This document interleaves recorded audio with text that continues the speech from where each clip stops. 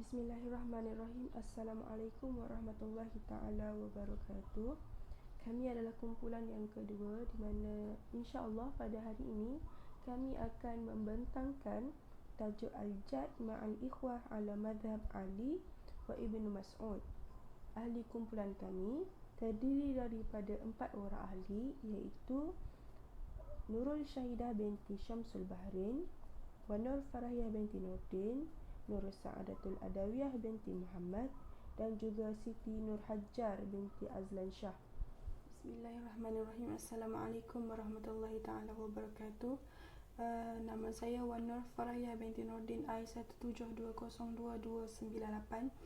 InsyaAllah akan memulakan perbentangan pada hari ini dengan memulakan penerangan mengenai pengenalan di bawah tajuk ini.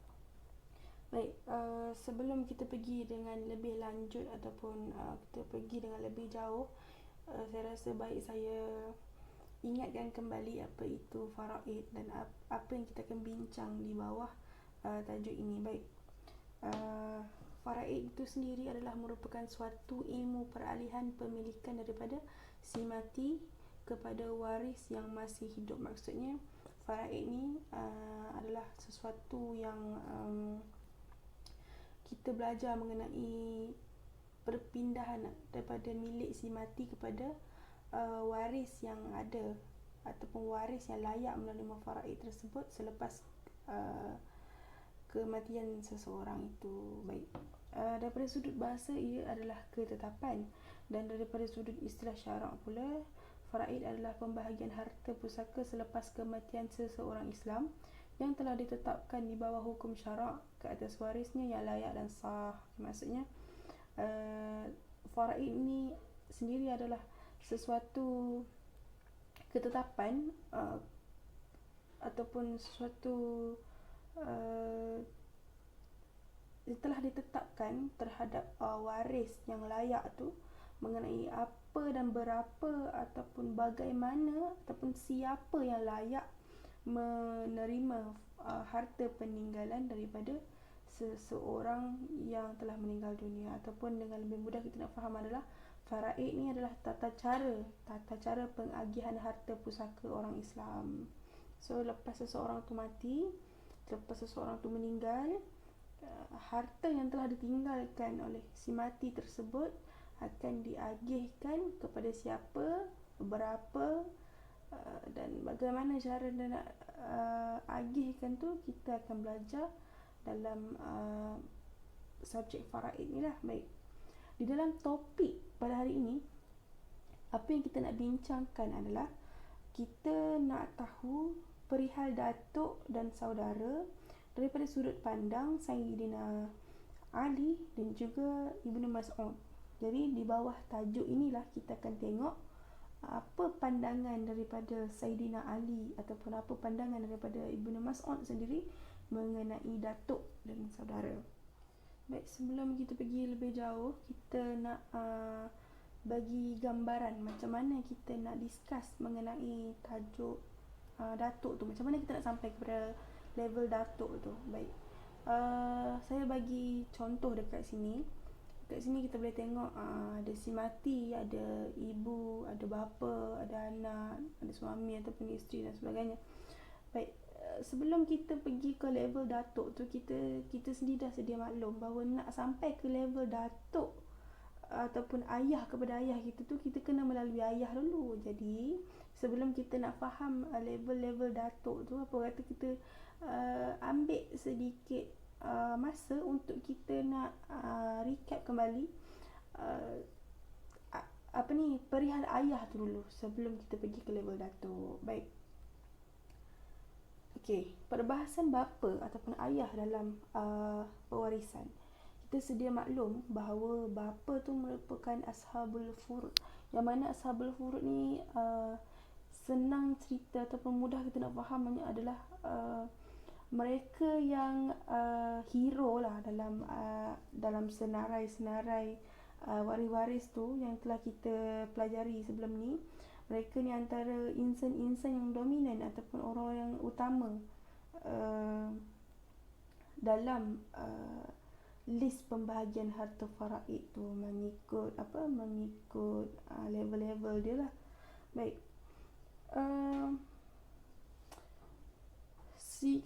Seperti yang sedia maklum, bahagian bapa ni dia ada 1/6, 1/6 asabah dan juga asabah. Jadi bila bahagian bapa ni, contohnya bapa ni akan dapat 1/6 jika si mati tu ada anak lelaki ataupun cucu dari anak lelaki dan ke bawah lah. Bahagian bapa 1/6 asabah pula jika si mati ada anak perempuan, dan bahagian bapa asabah jika si mati tak ada anak lelaki ataupun anak perempuan dan ke bawah melalui anak lelaki. Maksudnya tak ada anak lah, tak ada cucu dan sebagainya yang ke bawah-bawah tu. Baik, persoalan yang kita timbulkan sebelum kita pergi ke level datuk ni, macam mana kalau contoh bapa tu dapat 1/6, bapa dapat 1/6, tapi ditakdirkan dalam satu situasi ni si ayah kepada si mati tu telah pun meninggal terlebih dahulu sebelum si mati tu meninggal. Jadi harta ataupun bahagian ayah ni nak dapat dekat siapa?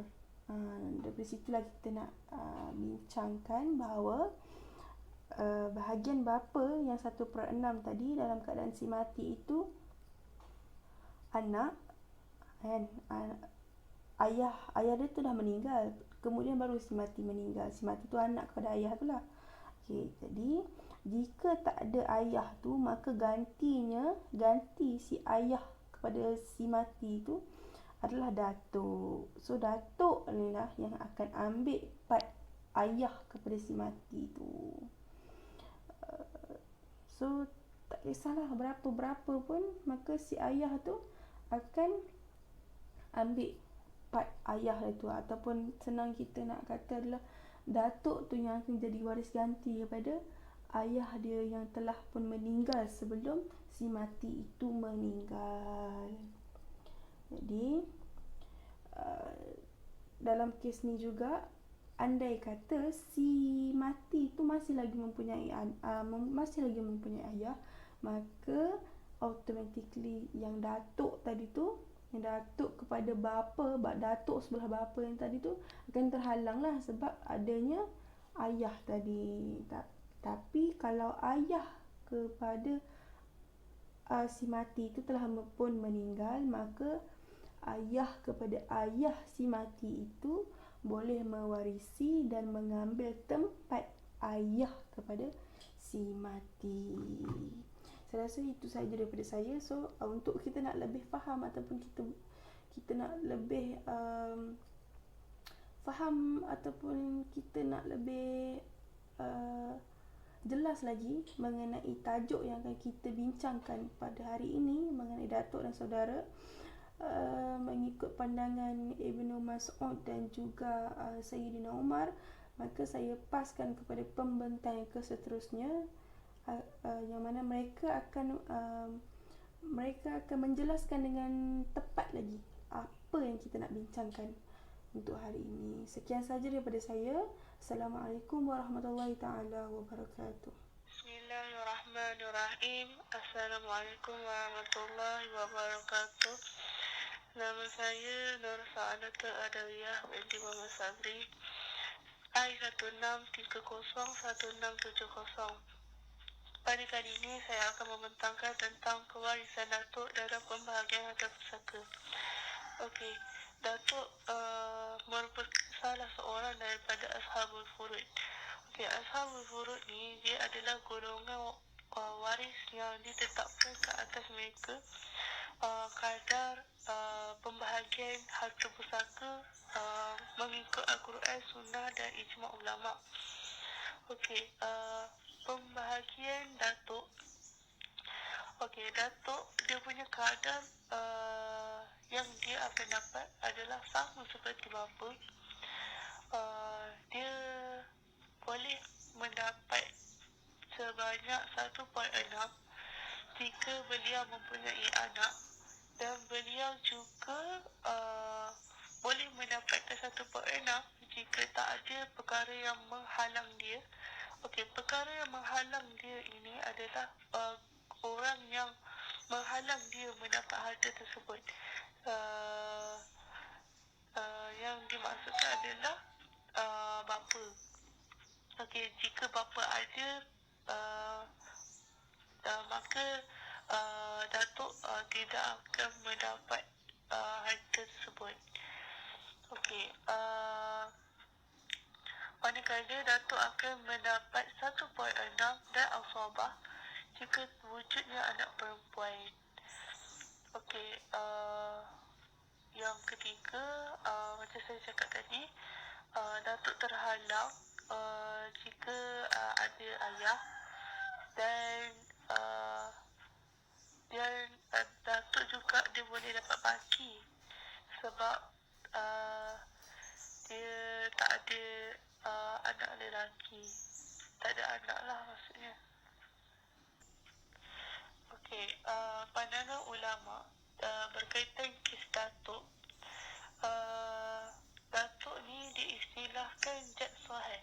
Jad sahih ni adalah bapa kepada bapa yang nasab dari bapa ke atas tanpa adanya waris perempuan. Okey, ada dalam sebuah hadis yang meriwayatkan kadar yang Datuk akan dapat. Okey, satu hari ada seorang lelaki datang kepada Nabi dan bertanyakan tentang hak kewarisan dia, sama ada dia dapat berapa jika apabila cucu lelaki dari anak lelakinya meninggal dunia. Dan Nabi Muhammad bersabda beliau akan mendapat 1.6. Okey, kedua, hal yang dibincangkan adalah kewarisan bapa bersama saudara. Saudara ni adalah adik-beradik. Okey, di sini saya ada dua situasi. Situasi pertama adalah jika si mati tiada waris, seperti datuk, seperti bapa ataupun anak.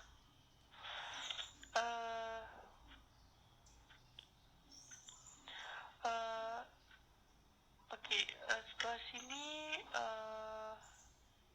terjadi pada saudara perempuan sebapa. Okey, dia ada dua keadaan juga. Yang pertama, dia akan dapat 1/2 jika dia berseorangan, iaitu anak tunggal. Okey, yang kedua, dia akan dapat 1.6 jika dia memenuhi dua syarat tersebut. Yang pertama, dia boleh dapat 1.6 jika dia mempunyai saudara perempuan yang lain. Yang kedua, dia mesti tidak bersama ataupun mempunyai saudara lelaki, sebab bila ada adik-beradik lelaki, dia akan terhalang mendapat bahagian tersebut, sebab lelaki lebih berhak mempunyai banyak sikit daripada perempuan. Macam tu. Okey, situasi yang kedua adalah apabila si mati mempunyai waris, iaitu bapa. Okey, dalam kes ni, bapa akan dapat baki sahaja. Fungsi bapa menghalau saudara perempuan daripada mendapat harta pusaka tersebut. Kedudukan bapa bersama saudara, saya dapat jumpa dia adalah asabah biwair, iaitu asabah disebabkan waris zain. Okey, bapa dia akan dapat baki apabila waris dia pun lelaki, sedarjat dengan dia. Okey, kalau ada perempuan tersebut akan terhalang daripada mendapat baki tersebut.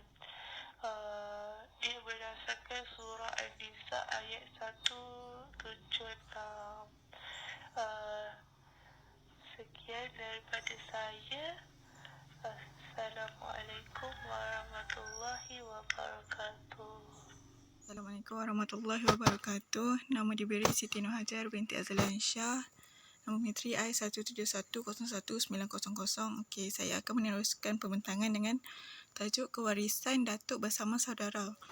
Okey, dalam tajuk ni terdapat perselisihan faham antara jumhur ulama dalam pembahagian harta pusaka datuk ketika adanya saudara, sama ada bersama mereka waris ashabul furud ataupun tidak. Terdapat dua pandangan mengenai keadaan ini, iaitu satu, datuk berperanan menghalang saudara lelaki dan perempuan seibu sebapa atau sebapa daripada mendapat faraid. Maksudnya, kalau adanya datuk dalam family tu yang masih hidup, maka saudara lelaki dan perempuan takkan dapatlah faraid tu. Okey, yang kedua adalah datuk tidak berperanan menghalang saudara lelaki dan perempuan seibu sebapa atau sebapa daripada mendapat faraid. Okey, untuk yang pandangan pertama tadi, pandangan itu pernah dikemukakan oleh Saidina Abu Bakar, Ubay bin Ka'ab, Muaz bin Jabal, Sayyidatina Aisyah, Abu Hurairah dan ramai lagi. Pandangan ini turut diikuti oleh Al-Hasan, Jabir Ibnu Zaid, Qatadah, Ibnu Sirin dan beberapa lagi ulama. Untuk pandangan yang kedua pula, pernah dikemukakan oleh Saidina Ali, Ibnu Mas'ud dan Zaid bin Thabit. Pandangan mereka ni telah diambil oleh Imam Ahmad bin Hanbal, Imam Syafi'i, Imam Malik, Al-Qamah dan jumhur fuqaha. Datuk berperanan menghalang saudara lelaki dan perempuan seibu sebapa atau sebapa daripada mendapat faraid. Contoh yang dapat dikeluarkan untuk pandangan pertama adalah seorang perempuan meninggal dunia dan warisnya ialah suami, datuk dan seorang saudara lelaki seibu sebapa. Untuk suami tu mendapat 1/2 bahagian sebab tak ada anak. Kemudian datuk dapat asobah dan saudara lelaki terhalang daripada mendapat bahagian sebab adanya datuk. Datuk tidak berperanan menghalang saudara lelaki dan perempuan seibu sebapa atau sebapa daripada mendapat faraid. Ulama telah meringkaskan dalam dua keadaan. Yang pertama, waris hanya datuk dan saudara si mati sahaja tanpa waris ashabul furud. Yang kedua, waris terdiri daripada datuk, saudara si mati beserta ashabul furud. Keadaan pertama mempunyai dua pengiraan, kerana bahagian datuk ialah nilai terbaik antara dua pilihan sama ada 1/3 atau muqasamah. Cara pengiraan untuk yang pertama iaitu untuk pengiraan waris hanya datuk dan saudara si mati sahaja. Untuk yang ini ada dua pengiraan sebab bahagian datuk ialah nilai terbaik antara dua pilihan. Jadi nak tak nak kita kena buat dua pengiraan sebab nak cari yang mana nilai yang terbaik. Yang pertama, cara pengiraan dengan menggunakan 1/3 bahagian ataupun muqasamah. Muqasamah ni adalah kalau maksud bahasa kita faham adalah kongsi. Maksudnya sama. Waris terdiri daripada datuk, saudara si mati beserta ashabul furud. Maksudnya ada orang lain lagi selain daripada saudara si mati ataupun datuk. Ashabul furud tu tak kisahlah suami ke, bapa ke. Kalau ada bapa, datuk tu tak dapat dah. Yang ni dia ada dua langkah. Yang pertama, tentukan terlebih dahulu bahagian tetap fardu kepada waris selain datuk. Maksudnya kalau ada suami, tentukan dulu bahagian suami tu. Yang kemudian bandingkan baki selepas itu dengan dua keadaan. Keadaan yang pertama, baki bersamaan dengan 1/6 atau kurang daripada 1/6 atau tiada baki. Datuk akan diperuntukkan sebanyak 1/6 dan saudara digugurkan. Yang kedua adalah bahagi melebihi 1/6. Datuk diberikan pilihan terbaik iaitu antara 1/6 atau 1/3 bahagi atau muqasamah. Pandangan Ibnu Mas'ud dalam masalah datuk bersama saudara. Ibnu Mas'ud berpendapat bahawa cara pembahagian harta pusaka antara datuk ketika mewarisi bersama saudara sama ada saudara seibu sebapa atau saudara sebapa ialah dengan cara penyelesaian bercampur antara pandangan Saidina Ali dan Zaid bin Thabit. Kini digabungkan sekali pendapat ataupun pandangan Saidina Ali dengan Zaid. Yang pertama, datuk menerima bahagian secara muqasamah dengan saudara seibu sebapa atau saudara sebapa sekiranya dengan pembahagian ini bahagian datuk tidak kurang daripada 1/3 bahagian. Ini adalah pandangan Zaid bin Thabit. Yang kedua adalah datuk tidak mentaksibkan saudara seibu sebapa atau saudara sebapa tanpa ada waris lain yang boleh mentaksibkannya. Saudara perempuan akan mengambil bahagian mereka secara fardu dan datuk akan mengambil baki harta. Yang ini pendapat Saidina Ali. Yang ketiga adalah saudara lelaki dan perempuan sebapa yang dihalang oleh saudara seibu sebapa tidak akan diambil kira dalam pembahagian harta. Pendapat ini juga sama dengan pendapat Saidina Ali radhiyallahu anhu dan diikuti oleh golongan tabi'in seperti Masruq, Alqamah dan Syuraih. A'udzubillahi minasyaitonirrajim. Bismillahirrahmanirrahim. Assalamualaikum warahmatullahi wabarakatuh. Saya Nurul Syahidah binti Syamsul Bahrain akan membentangkan tajuk tentang pandangan Saidina Ali radhiyallahu anhu terhadap masalah datuk bersama saudara, atau kita sebut sebagai al-jad ma'al ikhwah. Baik, menurut pandangan Saidina Ali yang dipersetujui oleh Al-Sya'bi, Al-Sya'bi dan Ibnu Abi Layla, pembahagian harta pusaka bagi datuk ni dia akan berubah berdasarkan kedudukan dia bersama saudara dalam menerima harta pusaka ni. Jadi keadaannya ada 3 keadaan, di mana pertama, datuk mewarisi bersama saudara lelaki sekandung atau sebapa sahaja. Yang kedua, datuk mewarisi bersama saudara-saudara perempuan sekandung atau sebapa sahaja. Dan yang ketiga, datuk bersama dengan saudara perempuan sekandung atau sebapa dan saudara lelaki yang boleh mentaksibkannya, atau ada bersamanya anak perempuan atau anak perempuan kepada anak lelaki yang boleh mentaksibkannya. Okey, apa maksud di sini? Maksud di sini adalah pembahagian harta pusaka bagi datuk ni berubah berdasarkan kedudukan dia bersama saudara melalui 3 keadaan ni. Pertama, bila datuk al-jad bersama dengan akhun syaqiq ataupun akhun li'ab. Yang kedua, datuk bersama ukhtun syaqiqah dan juga ukhtun li'ab.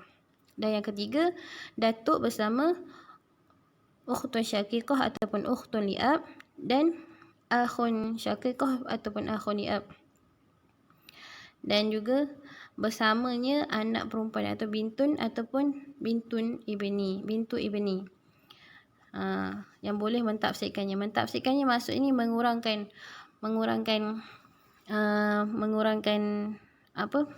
fardunya.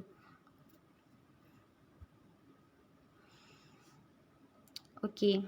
Jadi berdasarkan kedudukan atau keadaan ini, maka bahagian harta pusaka yang diterima oleh datuk bersama saudara adalah seperti berikut. Okey, yang pertama, datuk mewarisi dengan cara berkongsi ataupun muqasamah. Muqasamah ni macam mana? Okey, muqasamah ni datuk dia mewarisi secara berkongsi ni apabila dia bersama dengan saudara-saudara lelaki sekandung atau sebapa. Maksudnya dia bersama dengan akhun syaqiq ataupun akhun li'ab. Dan dia berkongsi macam mana? Dia berkongsi dibahagi secara sama rata. Jadi, tapi jika perkongsian dia dengan saudara-saudara tu menyebabkan datuk tu mendapat kurang daripada 1/6, maka datuk tu akan ambil 1/6 bahagiannya. Dan selebihnya barulah untuk saudara-saudara tersebut. Macam tu. Dan yang kedua, datuk mewarisi baki asabah. Maksudnya kat sini, datuk mewarisi baki asabah ni apabila dia bersama dengan saudara-saudara perempuan sekandung atau sebapa, iaitu ukhtun syaqiqah ataupun ukhtun li'ab. Jadi dalam keadaan ni datuk dia akan ambil baki setelah saudara-saudara perempuan tu mengambil bahagian dia. Tetapi baki yang dia ambil tu mesti tidak kurang daripada 1/6. Sebab sekiranya kurang daripada 1/6, maka dia akan ambil bahagiannya terlebih dahulu, iaitu 1/6. Okey. Dan yang ketiga, datuk mewarisi ketika bersama saudara lelaki dan saudara perempuan. Okey. Keadaan ni berlaku di mana apabila datuk berada bersama saudara lelaki dan pada masa yang sama berada bersama dengan saudara perempuan. Jadi dalam keadaan ni datuk berkongsi dengan saudara lelaki dengan mendapat 2 kali daripada bahagian perempuan dengan nisbah 2:1 lah. Jadi bahagian datuk ni juga mesti tak kurang daripada 1/6. Jadi kalau kurang daripada 1/6 apa jadi? Jadi datuk ni akan ambil bahagian dia sebanyak 1/6. Jadi dekat sini nak cakap bagaimana sekalipun datuk tetap akan dapat hak dia. Dan kedudukan datuk tak berubah walaupun ada waris-waris lain. Macam tu. Dan akhir sekali, datuk mewarisi 1/6. Okey, datuk mewarisi 1/6 ni bila? Bila bersama dengan anak perempuan ataupun anak perempuan kepada anak lelaki, yakni bintu ibni lah. Bintun dan bintun ibni. Saya ulang lagi sekali. Datuk mewarisi 1/6 apabila dia bersama dengan bintun ataupun bintu ibni dan saudara perempuan sekandung atau sebapa, iaitu ukhtun syaqiqah ataupun ukhtun li'ab. Jadi dalam keadaan ni, datuk akan mengambil bahagiannya sebanyak 1/6 dan baki akan diambil oleh saudara perempuan sekandung ataupun sebapa secara ma'al ghair. Apa maksud secara ma'al ghair ni? Sebab adanya bintun ataupun bintu ibni tu. Jadi saudara perempuan sekandung atau sebapa tu akan mengambil baki secara ma'al ghair. Okey, keempat situasi ini saya akan bagi contohnya di slide yang berikut. Okey. Mari kita tengok dekat sini. Pertama tadi, kedudukan ataupun keadaan di mana datuk mewarisi dengan cara berkongsi, iaitu muqasamah. Jadi kat sini saya sertakan contoh, iaitu di mana adanya akhun li'ab, akhun syaqiq dan juga jad. Okey, jadi dalam keadaan ni kita tahu bahawa akhun li'ab akan dimahjubkan oleh akhun syaqiq. Okey, jadi dalam keadaan ni akhun li'ab tak dikira. Jadi harta pusaka itu akan dibahagi sama rata antara akhun syaqiq dengan jad. Ini dinamakan berkongsi secara muqasamah. Yang kedua, datuk mewarisi baki asabah. Contoh dekat sini saya bagi adalah ukhtun syaqiqah, ukhtun li'ab dan jad. Jadi dalam keadaan ni ukhtun syaqiqah dia akan mendapat 1/2. Jadi ukhtun li'ab mendapat 1/6. Kenapa dia dapat 1/6? Kerana untuk mencukupkan 2/3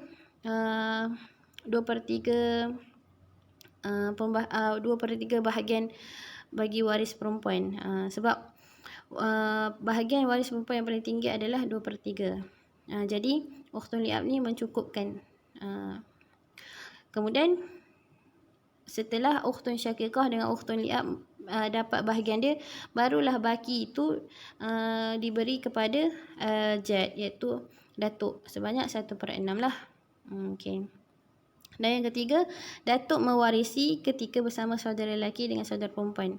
Okey, keadaan ni di mana apabila ada jad, akhun li'ab, ukhtun syaqiqah dan saya sertakan dengan Okey, dalam keadaan ni kita tahulah ummu bila ada saudara yang berbilang, dia akan mendapat 1/6. Jika dia sekiranya saudara berada seorang, dia akan dapat 1/3. Tapi disebab kat sini adanya berbilang saudara, maka dapat 1/6. Dekat mana berbilangnya? Dekat sini. Adanya ukhtun syaqiqah dengan akhun li'ab. Jadi dapat 1/6.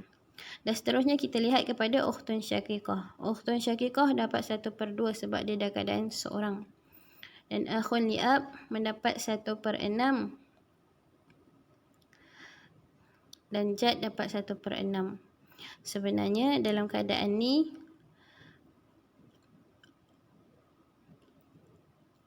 setelah dengan ukhtun syaqiqah mendapatkan bahagiannya, akhun li'ab dengan jad berkongsi bakinya. Dan diberikan secara sama rata. Dan yang keempat, datuk mewarisi 1/6. Contoh yang saya berikan dekat sini, ada jad, bintun dan ukhtun li'ab. Okey. Dalam keadaan ni, bintun akan mendapat 1/2 kerana dia berada dalam keadaan seorang. Kemudian jad dapat 1/6 dan ukhtun li'ab mendapat 1/3. Kenapa dapat 1/3? Ukhtun li'ab dapat 1/3 dengan makna asabah ma'al ghair kerana adanya bintun. Sebab ukhtun li'ab pada keadaan biasa sekiranya dia bersama dengan bintun atau bintu ibni, dia akan mendapat asabah ma'al ghair. Jadi dalam keadaan ni dia tetap mendapat asabah ma'al ghair dan datuk akan dapat 1/6. Okey. Seterusnya kita pergi kepada pendirian Sayyidina Ali radhiyallahu anhu dalam kes-kes khusus yang melibatkan datuk bersama saudara. Dekat sini terdapat beberapa kes yang khusus yang tertentu seperti kes Al-Kharqa, kes Al-Qadariyah, kes Mu'addah dan juga kes Al-Hamziyah. Jadi dalam kes-kes ni dia terdapat perbahasan yang pelbagai daripada pelbagai ulama, antaranya Sayyidina Ali, Ibnu Mas'ud dan Zaid bin Sabit. Okey. Kalau menurut ataupun pendirian Sayyidina Ali radhiyallahu anhu dalam kes-kes ni, kalau kita lihat pada kes Al-Kharqa, kes yang pertama, kes ini disebut sebagai Al-Kharqa kerana apa? Kerana kes ini merumitkan. Dikatakan kes ini merumitkan yang menyebabkan ulama lahir dengan pelbagai pandangan dalam kes ni. Dan ada juga yang mengatakan kes ni sebagai kes Al-Utsmaniyah sebab dikatakan muncul pada zaman Sayyidina Utsman. Jadi antara sahabat yang cuba untuk selesaikan kes ni adalah Sayyidina Ali, Sayyidina Abu Bakar radhiyallahu anhu, Sayyidina Umar, Sayyidina Utsman dan juga Ibnu Mas'ud. Jadi dalam kes ni dia melibatkan situasi di mana si mati dia meninggalkan datuk dan juga saudara perempuan sekandung atau sebapa dan juga ibu. Jadi dalam kes ni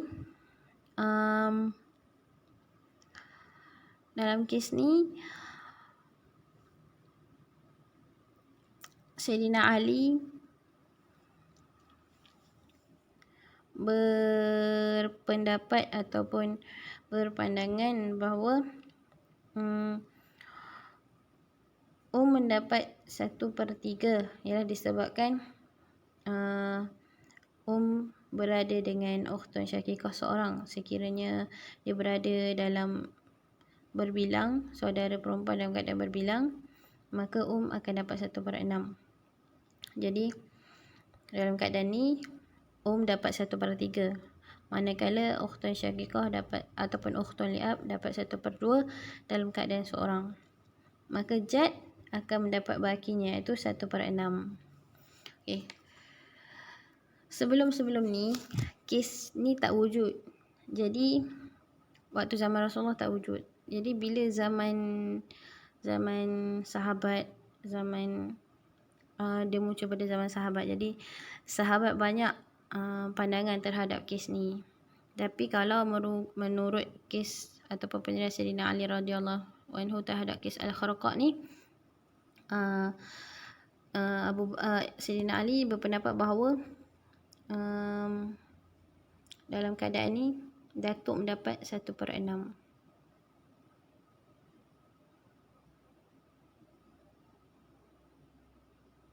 Seterusnya kes Al-Aqdariyah.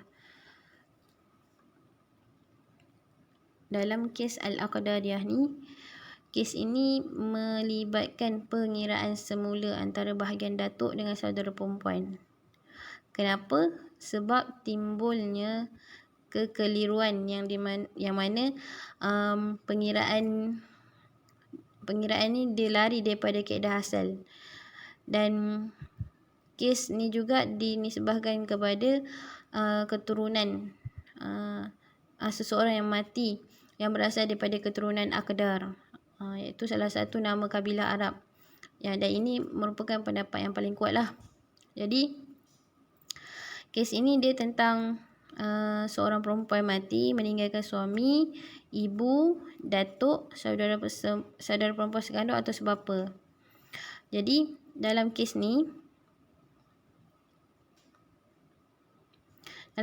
perkara yang dipertikaikan adalah di mana kes ini kadar bahagian datuk dengan saudara sekandung ataupun sebapa ni tidak ada baki yang tersisa setelah diambil oleh waris al-ashabul furud.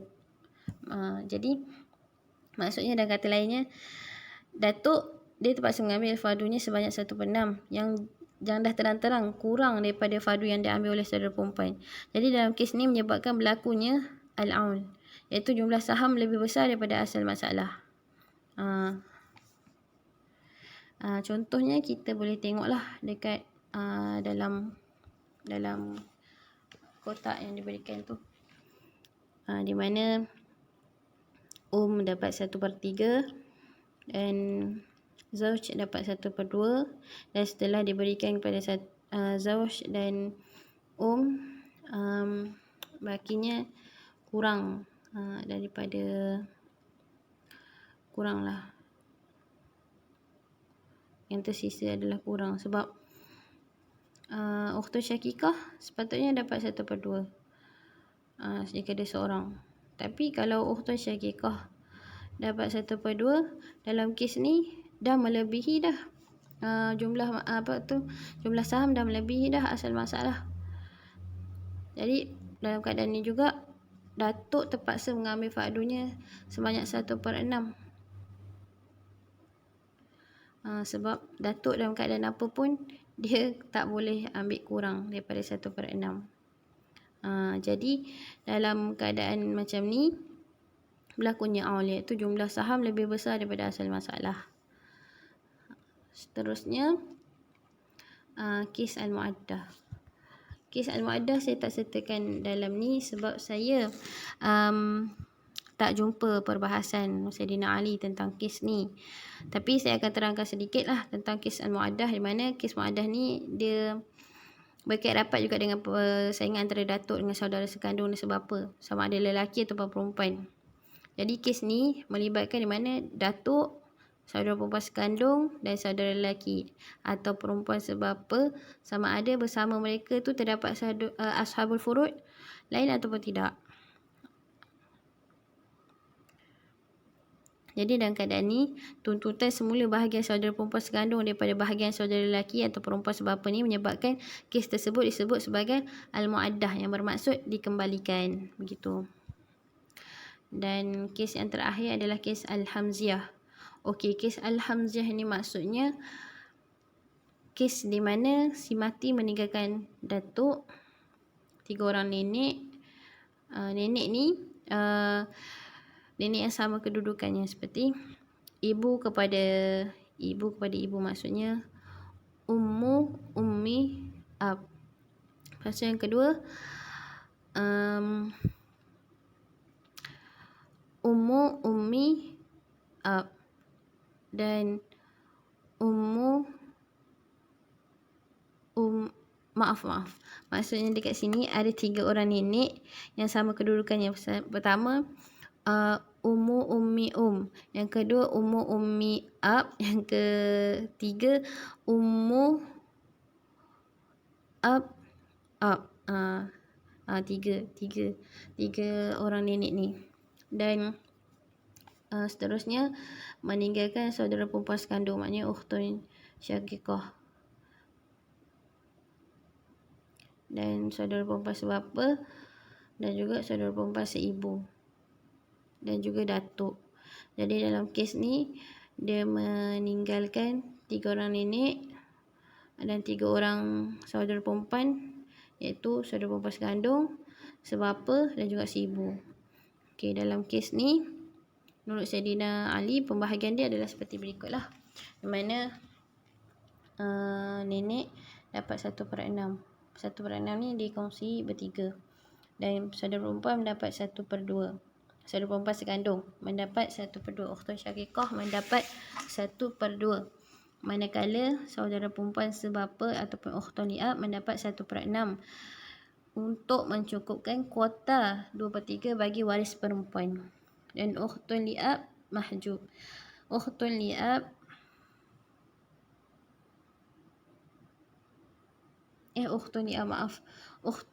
ukhtun li'um mahjub. Ukhtun li'um mahjub disebabkan ada jad. Jadi dia tidak dikira di dalam pembahagian. Dan seterusnya datuk. Datuk dapat 1/6 kerana dia mengambil baki yang tersisa daripada pembahagian terhadap waris-waris yang lain tadi tu. Jadi ini dinamakan kes Al-Hamziah. Itu saja daripada saya. Sekiranya ada yang kurang faham tentang sekiranya ada yang kurang faham penjelasan daripada saya, boleh tanya semula di ruangan komen. Dan kalau ada yang salah daripada penerangan saya, juga harap boleh kongsikan yang lebih tepat. Dan kesimpulannya yang saya nak kongsikan di sini adalah Jam' al-Ikhwah ni dia bukan satu permasalahan baru. Jadi permasalahan ni dah berlaku sejak zaman para sahabat lagi. Dan apabila wujudnya permasalahan ni, dia mewujudkan juga pelbagai pendapat dalam kalangan sahabat. Sebab apa? Sebab permasalahan ni dia tak ada nas yang jelas dalam Al-Quran dan hadis. Jadi hasilnya para sahabat juga mempunyai kefahaman yang berbeza dalam memahami sesuatu nas yang berkaitan. Jadi daripada hal ni juga kita dapat tahu bahawa Ibnu Mas'ud dan Sayyidina Ali radhiyallahu anhu sendiri memiliki pandangan yang berbeza dalam kes-kes tertentu yang melibatkan datuk dan saudara. Tetapi cara penyelesaian yang mereka lakukan ni sudah tentulah berdasarkan masalah yang sewajarnya. Wallahu alam, itu saja daripada saya. Sekian, terima kasih.